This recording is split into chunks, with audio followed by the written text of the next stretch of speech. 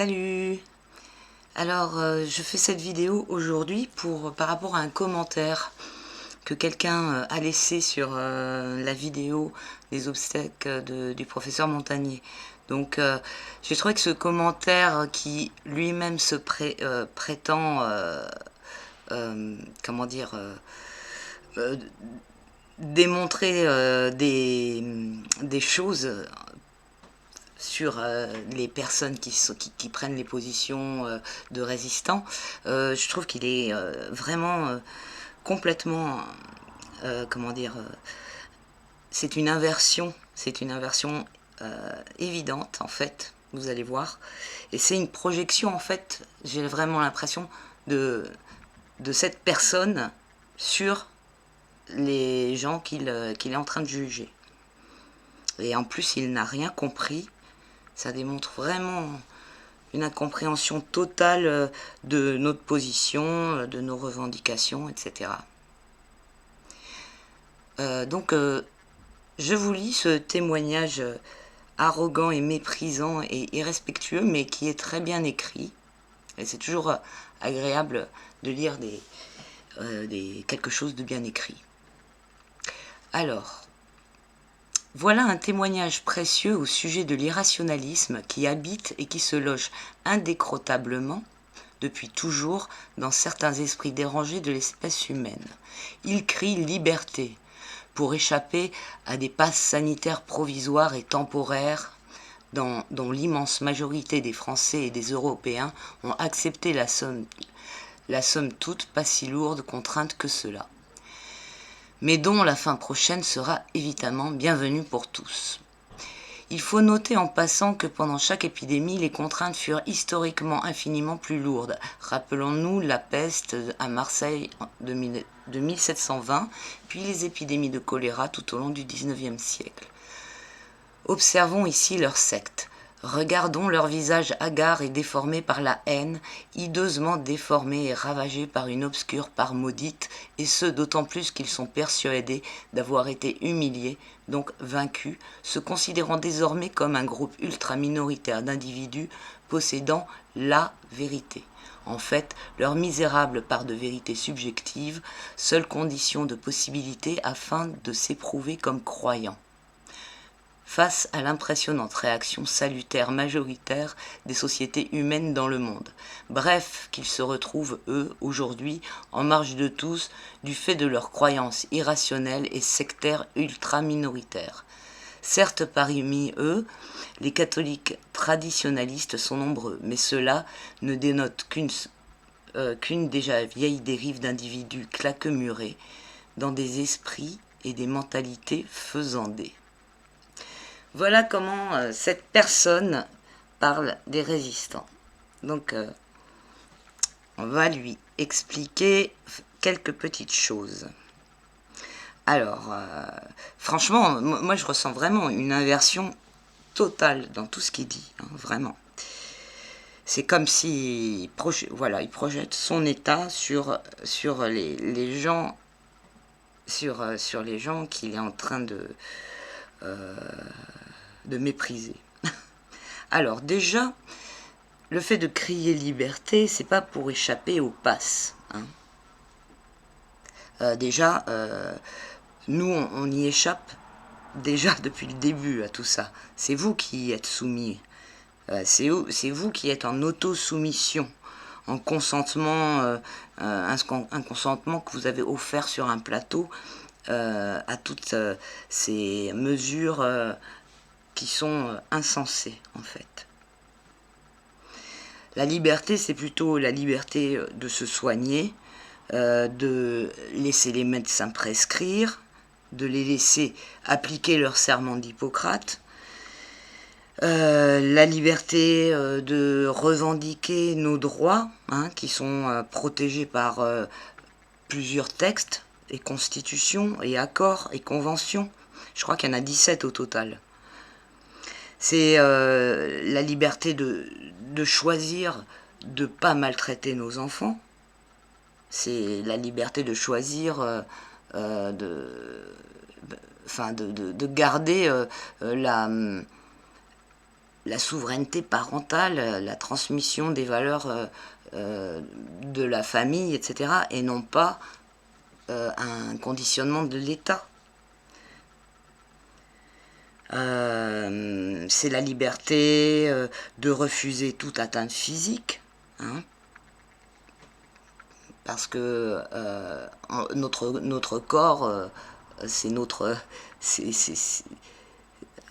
personne ne peut nous imposer quoi que ce soit dans notre corps, quoi. C'est la liberté, c'est une liberté fondamentale d'avoir le droit de choisir de ne pas recevoir un traitement médical. Alors, par là, c'est la liberté de choisir de ne pas être cobaye de cette expérience, hein, parce que on le sait, c'est démontré officiellement que toutes ces injections sont en test encore pendant au moins 1 an. Et donc, on a le droit de choisir de ne pas participer à ça quand même. C'est la moindre des choses. La liberté de vouloir garder un corps intact, un système immunitaire intact, et de ne pas risquer toutes les conséquences qui ont été déjà officiellement recensées par rapport à cette injection, hein. Il y a des conséquences très très graves, il y a des décès, il y a des formes moins graves, mais dans l'ensemble, ça donne pas envie, quoi.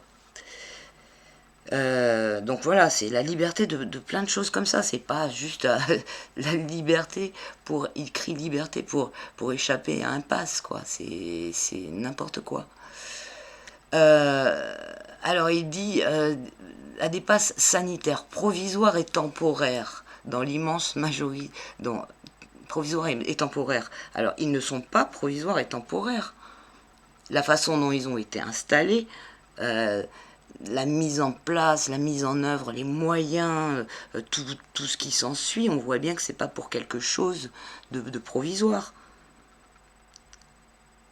Et si vous vous renseignez un petit peu sur les projets du Forum économique mondial de Davos, tout a été présenté.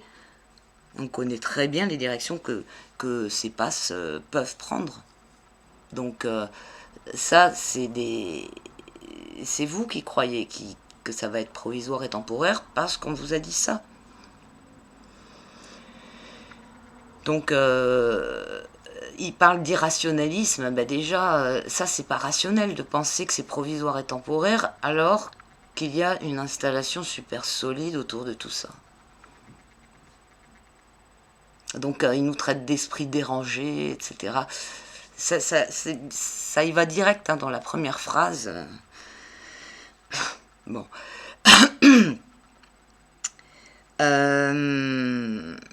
Alors après, de quoi vous parlez dans ce commentaire?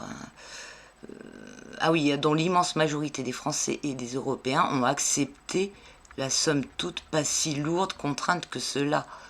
Non, l'immense majorité des Français et des Européens n'ont pas accepté. Ils se sont soumis. C'est la contrainte pas si lourde que ça.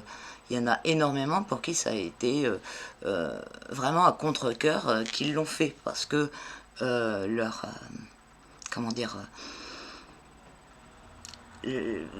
leur vie en dépendait par rapport à leur boulot, leur logement, etc., leur famille. Donc il faut voir la chose dans son ensemble, en fait. Mais dont la fin prochaine sera évidemment bienvenue pour tous. Donc voilà, cette personne croit que c'est temporaire. Et je pense que la levée du pass qui va se passer dans les semaines qui vont venir, il y a beaucoup de gens comme lui qui vont penser que c'est définitif, alors qu'il y a plein d'autres choses qui sont prévues derrière. Donc c'est à ce moment-là qu'il va vraiment falloir être très vigilant, hein, et pas croire que tout est gagné, que ça y est, c'est terminé. Voilà, ces personnes-là pensent, parce que c'est vraiment la phrase Ils pensent que parce qu'ils ont obéi, ça va s'arrêter, alors que c'est parce qu'ils ont obéi et parce qu'ils obéissent que ça continue.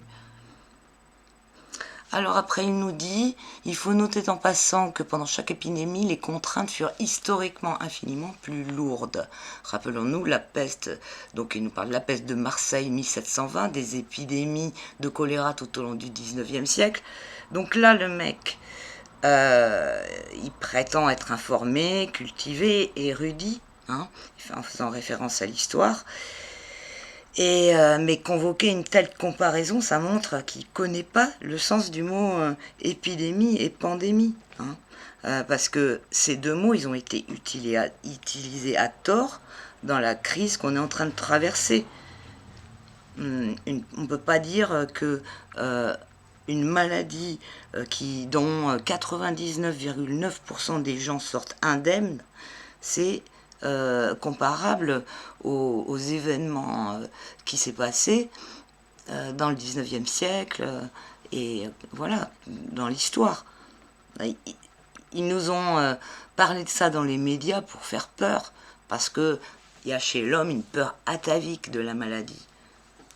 Donc ça remue des trucs très profonds au niveau du psychisme, des peurs, des choses qui sont ancrées, qui ont été ancrées générationnellement. Donc tout de suite, cette référence, elle était très efficace, mais en aucun cas, elle est valable en tant qu'argument. Donc voilà, le gars, il montre que en fait, il est inculte, tout simplement. Donc ça me fait souvent rire quand des gens étalent des références pour... voilà. Là, on voit dans ce commentaire que c'est assez présomptueux, etc. Et puis, en fait, que la référence qu'ils étalent démontre le contraire de ce qu'ils veulent présenter, de ce pourquoi ils veulent se faire passer. Voilà, c'est erroné, là.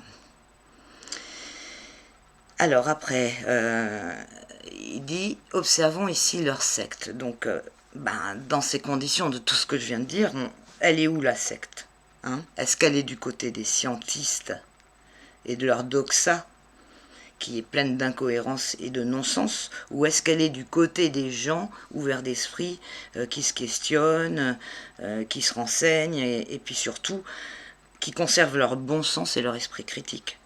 Donc, elle est où la secte? Poser la question. Alors après, on a la suite. Regardons leur visage hagard et déformé par la haine. Mais de qui il parle? Hideusement déformé et ravagé par une obscure part maudite. Et ce, d'autant plus qu'ils sont persuadés d'avoir été humiliés, donc vaincus. Donc, alors tout ça, cette description, mais elle correspond exactement aux gens qui portent la muselière, qui se soumettent à toutes les restrictions, qui se sont conformés. Et c'est eux qui sont bien souvent animés par la peur, par l'hypocondrie, par la haine de l'autre, etc.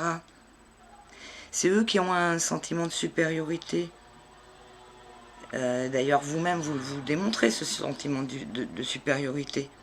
Et c'est aussi eux qui sont humiliés et vaincus, puisqu'ils se sont soumis. C'est quand même extraordinaire d'avoir dit ça. C'est eux qui jouent au jeu de la soumission. Donc ils sont vaincus, c'est eux qui sont humiliés. C'est dingue. Alors que les résistants, au contraire, ils sont fiers, ils sont droits à chaque instant. À chaque instant de cette période, la position qu'on prend nous amène à choisir soit la position de résistance, soit la position de soumission. Donc à chaque instant qu'on a appliqué notre droiture, qu'on ne s'est pas plié, on ne peut pas se sentir humilié. On se sent, au contraire, on se sent fier, on se sent fort. C'est quand même incroyable. Vraiment. vous imaginez pas à quel point c'est le contraire.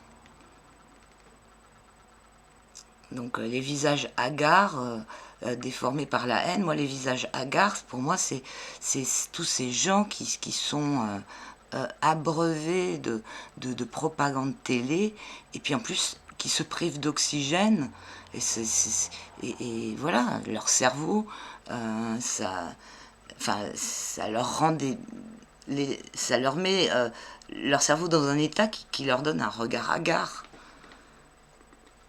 C'est incroyable, quoi. Ravagé par une obscure part maudite. Bah justement, tout ça, ça correspond bien à la manipulation. Je continue. Donc vaincus, se considérant désormais comme un groupe ultra minoritaire d'individus possédant la vérité. Alors, c'est pas du tout un groupe ultra minoritaire. Il y a quand même une grande partie de personnes. Alors évidemment, elle est minorisée par tous les médias et voilà, elle est présentée comme une minorité par la propagande. Mais en vrai, il n'y a pas du tout une minorité de personnes. Et au niveau des comment dire, des personnes, des scientifiques, etc., il y en a énormément aussi. Il y a des collectifs qui rassemblent des milliers de scientifiques qui sont bardés de diplômes, quoi, qui sont pas des gens, qui sont pas n'importe qui se sont regroupés pour faire des recherches, pour présenter, enfin voilà, de ce qu'ils pensent et qui va à l'encontre de la propagande unique. Donc ce ne sont pas des croyances, ce sont à chaque fois des choses sourcées, ce sont à chaque fois des démonstrations avec des preuves à l'appui. C'est pas du tout une vérité, comme ils disent. En fait, leur misérable part de vérité subjective, c'est pas du tout subjectif justement, c'est objectif, puisque ça prend l'analyse dans son ensemble, et non pas depuis un petit point de vue. C'est exactement tout le contraire encore. Seule condition de possibilité afin de s'éprouver comme croyants. Donc une fois de plus, ça leur correspond. Les croyants du scientisme, qui sont face à des personnes qui réfléchissent, se posent des questions, font des... relient des points, s'interrogent, se documentent, etc.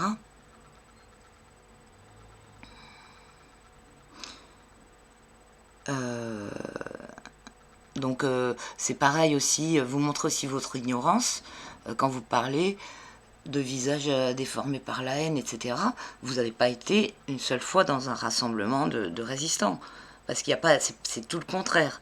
C'est des énergies de partage, d'amour, de liens qui se créent, de solidarité, de plein de choses comme ça, et qui sont même à l'encontre des détracteurs comme vous.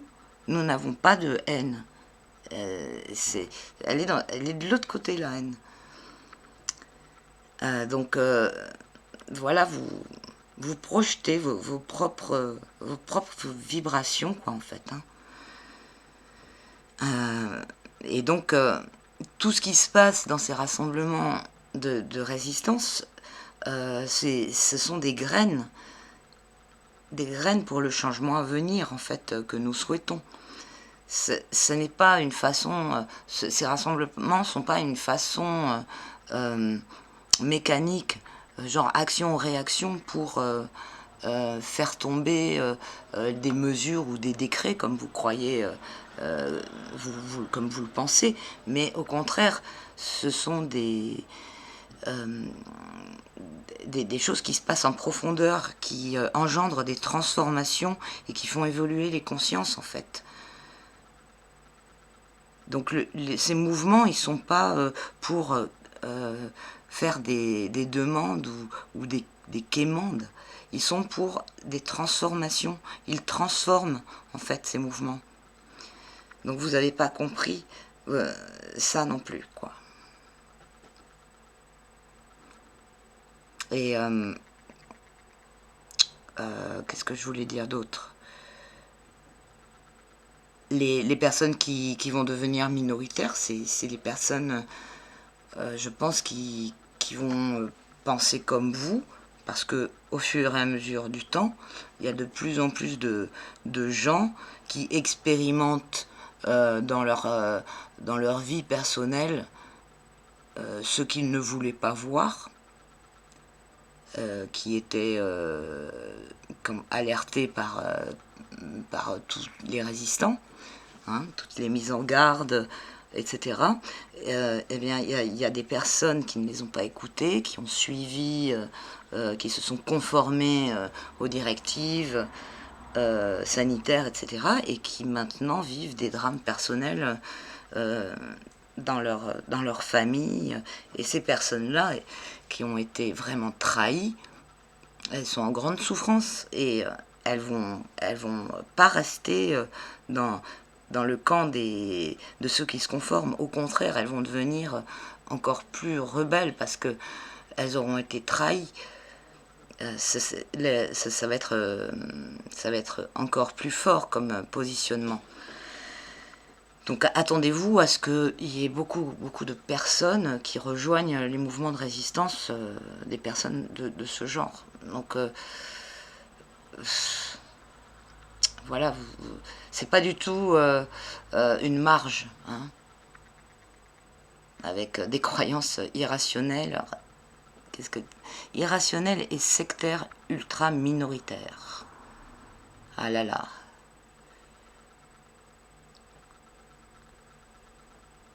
Alors après, vous terminez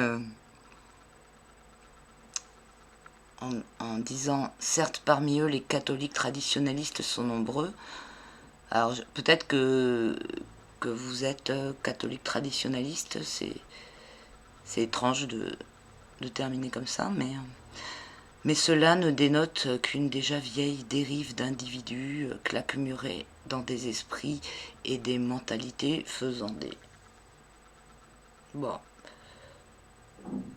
ça c'est votre point de vue de juger des catholiques traditionnalistes qui sont résistants comme des mentalités faisandées.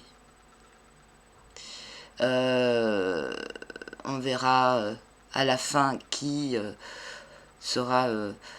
aura subi les répercussions d'avoir été un individu claquemuré. J'aime bien ce mot d'ailleurs, claquemuré, et avec une mentalité faisandée, donc qui n'est pas aérée, hein, donc pas ouvert d'esprit, mais franchement pour moi cette description, bien, elle se rapporte une fois de plus aux individus, enfin voilà, aux individus qui écrivent ce genre de commentaires. Je suis désolée.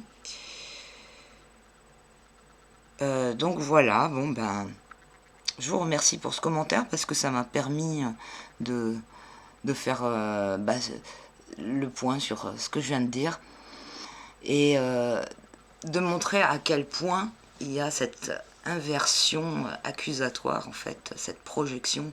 C'est assez hallucinant. Et je trouvais ça assez intéressant, justement. Son témoignage à lui est un témoignage précieux pour montrer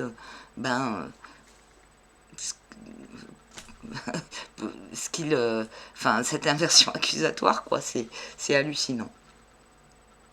Donc voilà, et puis sinon, je voulais juste rajouter que c'était pas très bienvenu de mettre un témoignage comme ça sur une vidéo d'obsèques. Je